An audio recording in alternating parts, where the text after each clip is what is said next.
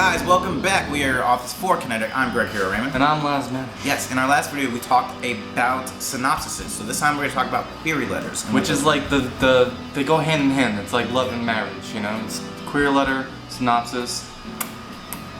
They make a baby, that's a publishing deal. It's an institute you can't disparage. I don't know if you watch Me with Children. What was the theme song? Frank Sinatra. Oh, I was totally going Love and marriage. That's Frank Sinatra, that's a song. Has he made it? That's an actual song. I just know it from I digress. So let's talk about query letters. And what they are is after you write your synopsis, you write a query letter to the agent. You're like, hey, I wrote this book. And if the agent likes the query letter, which is the first stage, then they will ask you for a more detailed synopsis. A query letter is kind of like a shortened version of the shortened version of your story. It's almost like a cover letter if you're applying for a job. Like the cover letter is your query letter, the synopsis is your resume, and then your book or your manuscript is your employment, I suppose. It's usually about 4 to 5 paragraphs. Your first paragraph should really be, who are you writing this query letter to? Like, have the agent's name. Just don't send like an email blast to a bunch of agents because they don't like that. And do your homework on the agent. It really will help you in the long run. So if you're sending it to, someone who's written all these blogs and articles, be like, hey, I've been following your work on such and such website, and I think you would be a good fit for the book that I wrote. And then go into more importantly, research the kind of books that they have already worked with, and if it's similar to your book, maybe you have a better chance because they've already seen success in that genre. Exactly. If they do, if they do autobiographies, you don't want to send them a book on science fiction. It doesn't make sense. Exactly. Your next few paragraphs are really going to be the body of your work, like talk about your book or your whatever you're writing. More importantly than that, though, what makes your book different from everyone else? Oh, so what important. makes your book unique, what nobody else has. So important. That's something you really have to drive home, because nobody wants a cookie cutter book.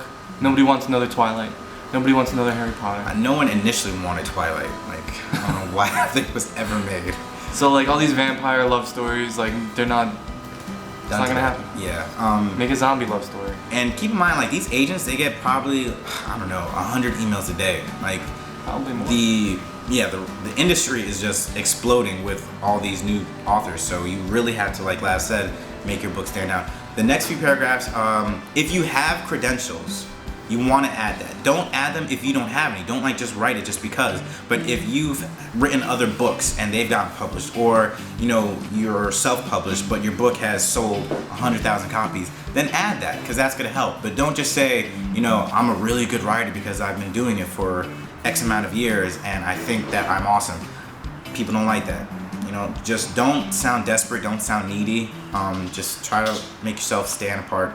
And then if you want to compare your book to another book, if you enjoyed such and such, then you'll enjoy my book. You can add that right at the end. Be sure to add how many words are in your book. Yes. I think that's just about everything. That's about the gist of it. That's about the gist of it. There are other things you can add just to tweak it in like that. And for first-time authors thinking about writing a book, most publishing companies don't want anything over 75,000.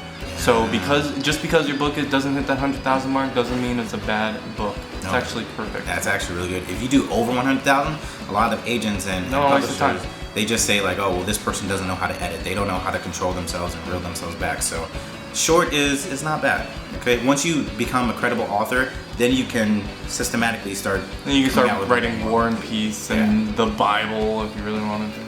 That kind of stuff. So those are our thoughts. The Bible. I just thought of 2 really long books. The longest books ever. Those are our thoughts on query letters. If you have any more questions, of course, hit us up. We'll be happy to help.